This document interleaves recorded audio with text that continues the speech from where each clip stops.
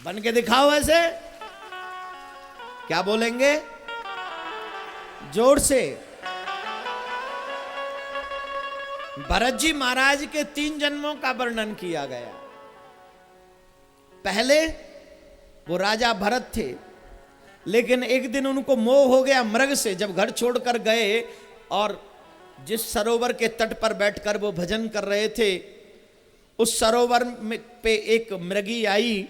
वो मृगी पूर्ण रूपेण गर्भ से थी। उस मृगी ने कहीं से सिंह के दाड़ने की आवाज सुन ली और उसने अपने बच्चे को उसी सरोवर के तट पर जन्म दे दिया। और मृगी उस नदी में कूद के गोविंदाय नमो नमः समाप्त हो गई। भरत जी सोच रहे हैं अब इस मृग के बच्चे को कौन पालेगा, कौन पालेगा इसे। चिंता सताने लगी। तो जानते हो मेरे भाई बहन, मृग के बच्चे को खुद ले आए अपने आश्रम में, उसका लालन पालन करने लगे। लेकिन मोह तो मोह, चाहे इंसान में हो चाहे मृग में। मृग में उसको मोह हो गया राजा को, और राजा मरने के बाद मृग बना। अब प्रश्न उठता है क्या मृग को लाना गलत था? उसका पालन करना, अनाथ का पालन करना गलत था? नहीं नहीं नहीं नहीं, पालन करना गलत नहीं है, लेकिन उसमें मोह डाल देना गलत है।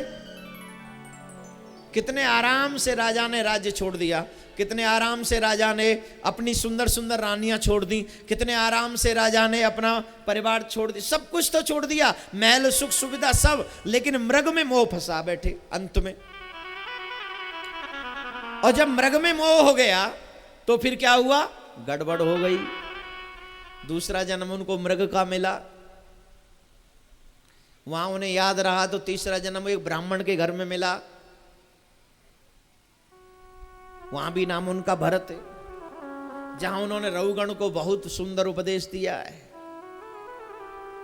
एक बार कुछ गांव के विचित्र लोग उन्हें उठा के ले गए, कहने लगे देवी को बलि देनी, और देवी को बलि देने के लिए चल दिए।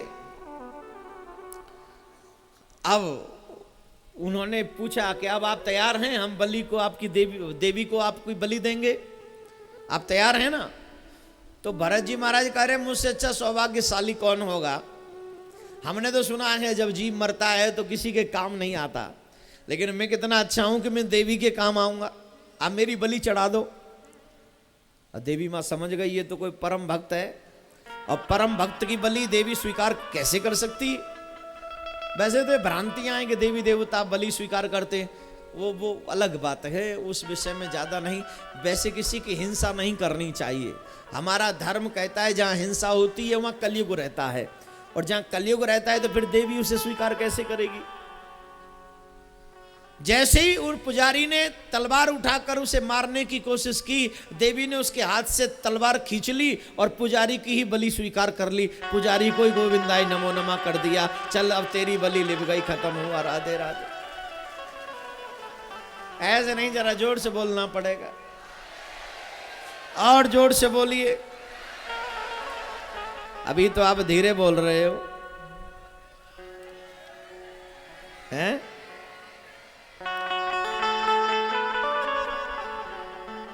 कल हमने एक भजन गाया था आप ही की भाषा का। आपकी भाषा कुछ मिक्स थी, पूरी तो नहीं थी, लेकिन मिक्स थी। सुना था कि नहीं? अंत में गाया था, सुना था? नहीं सुना? चलो सुना देते हैं, एक कड़ी गाते हैं और फिर आनंद लेंगे और कथा को आगे बढ़ाएंगे। अभी प्रहलाद चरित्र बहुत अच्छे से वर्णन करना है, बलि जी का चरित्र भी है। अब जो पीछे खड़े हैं वो क्या करेंगे? जोर से राधे राधे बोल के बैठ जाएंगे। बैठ जाओ सब और आनंद से कथा सुनेंगे। भरत जी के 3 जन्मों की कथा इसलिए आती है क्योंकि मोह में वो पड़ गए थे। और आप एक बार सावधानी से सुन लें, जो लोग चाहते हैं मुमुक्षा, मोक्ष, तो बहुत ज्यादा जरूरी है, मरने से पहले अपनी इच्छाओं को मार दीजिए। जिनकी मरने से पहले इच्छाएं मर जाती हैं उनका पुनर्जन्म नहीं होता, और जिनकी मरने से पहले इच्छा नहीं मरती उनका जन्म होता है। प्रहलाद जी महाराज के चरित्र की चर्चा करें, कई लोगों का पूरा जीवन निकल जाता है लेकिन भक्ति में मन नहीं लगता। कई लोग तो भजन भी करते हैं तो दूसरों को दिखाने के लिए। कई बार घर के बच्चे कहते भजन कर लो, भजन कर लो, भजन कर लो, तो फिर जब बच्चे आ जाएंगे ना तो उसी समय बैठेंगे भजन करने, बच्चों को दिखाने के लिए, तूने कहा तो मैं भजन कर रहा हूं देख ले। ऐसा नहीं है किसी पे, भजन करोगे तो तुम्हारा कल्याण होगा। कई बार बड़ी मजबूरी होती है साहब, जब घर के बड़े आपकी बात को न समझें तो मुश्किल हो जाती है, या छोटे न माने तो बड़ी मुश्किल हो जाती। आप सबसे निवेदन है, प्रहलाद जी के चरित्र से भक्ति की जो धारणा है ना वो हम सब में आनी चाहिए। हिरण्यकश्यप जिन्होंने ब्रह्मा जी से वरदान मांगा, न दिन में मरूं, न रात में मरूं, न घर में मरूं, न बाहर मरूं, न धरती में, न आकाश में, न अस्त्र से, न शस्त्र से, न नर से, न नारायण से, कुछ भी बच गया तो 12 महीनों में से किसी महीने में ही ना मरूं, 12 महीनों में से किसी महीने में ही ना मरूं, ऐसा वरदान दे दो। ब्रह्मा जी ने कह दिया ये मस्तु। और जब इतने वरदान मिल गए तो जिसको इतने वरदान मिल जाएंगे वो क्या होगा, वो तो अपने आप को भगवान ही मानेगा। और उन्होंने तुरंत कह दिया जाओ मेरी पूजा करो, मैं ही भगवान हूं। अगर तुम मेरी पूजा नहीं करोगे ना तो मैं तुम्हें मृत्यु दंड दे दूंगा। एक बात सुन लेना, हमारे हिंदू धर्म में एक बहुत कमी है, ये उनकी पूजा करते हैं जो इनको देता रहता है, और देवी देवता ना दें तो ये अपनी पूजा बदल लेता है, देवता बदल लेता है, जरूरत पड़े तो धर्म भी बदल लेता है। हाँ या ना? बोली बोली, जोर से बोली। एक व्यक्ति गया भगवान के साधु महात्मा के पास, बाबा मुझे कोई ऐसी देवी देवता बता दो जो बहुत जल्दी प्रसन्न हो जाए और मेरी इच्छा पूर्ति कर दे। बाबा महात्मा बोले नारायण की सेवा भाई करो, लक्ष्मी उन्हीं की दासी है, मिल जाएगी। अब वो नारायण को ले आया, नारायण की एक छवि ले आया, और जब नारायण को ले आया पूजा करने लगा तो जानते हो क्या हुआ? 1 हफ्ते तक पूजा की, और 1 हफ्ते तक जब नारायण ने नहीं दिया तो सीधा गया बाबा जी के पास, बाबा ये तुम्हारा देवता कंजूस है, 1 हफ्ते से पूजा कर रहा हूं और अभी तक चौहन्नी भी नहीं दी, बिजनेस का फायदा क्या कराएंगे ये? महात्मा जी समझे ज्यादा ही उलाते हो। तो महात्मा जी बोले भाई देख कलयुग में देवी बड़ी जल्दी प्रसन्न होती है, तो देवी की पूजा शुरू कर दे। झट उसने एक देवी की पूजा करना शुरू कर दिया, तस्वीर ले आया, और नारायण की पूजा तो वहां होती थी पहले जहां मंदिर था, अब मंदिर से हटा के नारायण को तो टांग दिया दीवाल पे और देवी को रख दिया मंदिर में। अब तो हो रही है जय अम्बे गौरी मैया, जय अम्बे गौरी। नारायण कह रहे हैं भैया हम यहाँ तो कोई आरती नहीं कुछ नहीं, बोले वहां जय अम्बे गौरी मैया, जय अम्बे गौरी। भगवान बोले चल कुछ तो बज रहा है।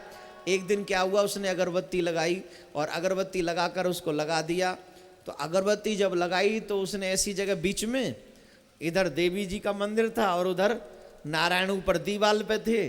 तो अब जब देवी जी का इच्छा तो ये थी कि अगरबत्ती का धुआं देवी जी की तरफ जाए, लेकिन हवा में दम कुछ और था। वो हवा का कृपा थी कि वो धुआं जा रहा था नारायण की तरफ। अब इस भगत की तपस्या हिलने लगी। इस भगत को लगा खुद ने तो मुझे वरदान दिया नहीं है और देवी मुझे वरदान दे ऐसा ये चाहता नहीं है। अब बताओ जब हम तुम्हारी पूजा नहीं कर रहे हैं तो तुम हमारी अगरबत्ती का धुआं क्यों ले रहे हो? क्यों ले रहे हो? इसीलिए तो ले रहे हो जिससे हम पे देवी प्रसन्न नहीं हो। तो तुम अपने आप को हमसे ज्यादा मत समझना, हम तुमसे ज्यादा चालाक हैं। वो कौटन ले आया रुई, रुई को रुई कहते ना, कपास रुई है, रुई कहते हैं ना, होती है यहाँ रुई, कपास होती है? नहीं होती। मक्का होती ना, मक्का, मक्का होती, पीछे खड़ी थी, थोड़ा ध्यान रखो, ऊपर लगवा दो एक, जरूरी है भाई मक्का की देखभाल। तो क्या कह रहा था मैं, वो हाँ मालूम है, याद मत दिलाओ। तो रुई ले आया और रुई लेके नारायण की नासिका में लगा दिया। अब लोग के दिखाओ धुआं, अब लोग के दिखाओ, अब आई धुआं, अब ना आई महाराज, ले अब ले धुआं। अब नारायण भगवान जैसे इसने वो रुई लगाई नारायण की नासिका में, नारायण प्रकट हो गए, वरदान मांगो वरदान मांगो वरदान मांगो वरदान मांगो वरदान मांगो। What is this? क्या है? बोले वरदान तो मांग लूंगा महाराज, लेकिन एक बात बताओ, जब तक हम अगरबत्ती लगाते रहे आपको, तब तो आप हमको वरदान देने नहीं आए, और आज जब देवी जी का धुआं आप ले रहे तो हमने नासिका में लगा दिया, और आज आप हमको वरदान देने आ गए, क्यों? मेरे प्रभु का जवाब बड़ा सटीक है, बहुत प्यारा जवाब है। जब तक तू मुझे पूजा करता रहा, जब तक तू मुझे धूप दिखाता रहा, दीपक जलाता रहा, कभी भी तूने मुझे भगवान नहीं कहा, तब तक तो सिर्फ एक मूर्ति समझ के मेरी पूजा करता रहा।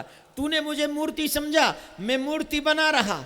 लेकिन आज जब तूने कहा कि नारायण इस धुएं को स्वीकार कर रहे हैं, मतलब आज मैं मूर्ति नहीं था, आज मैं नारायण था। आज तेरे मन में वास्तविकता में प्रकट हुआ कि मैं भगवान हूं, तो मैं तेरे साथ प्रकट हो गया। वरदान मांग। आज सही माने में तूने समझ लिया कि मैं भगवान हूं, मैं किसी वस्तु पे नहीं। अरे तेरी धुआं की अगरबत्ती, अगरबत्ती का धुआं मुझे प्रसन्न कर सकता है? कितनी अगरबत्ती जला जाए। मैंने कई भक्तों को देखा है, वो अगरबत्ती का पूरा ठुड्डा लेते, वो पूरा पैकेट लेके एक साथ आग लगा देते उसमें। ले भगवान इससे प्रसन्न होगा। इन अगरबत्तियों में आग लगा के अपने दिल में जला ले, और दिल में जला के भगवान से कहे, मेरे ठाकुर जितनी भी मेरे अंदर वासना है ना, सबको मिटा दे, और ऐसा ज्ञान का, भक्ति का दीप जला दे प्यारे, कि बस तू ही तू दिखे और कोई ना दिखे, और कोई ना दिखे, सिर्फ तू ही तू दिखे मुझे। बोलो राधे। जोर से बोलना पड़ेगा।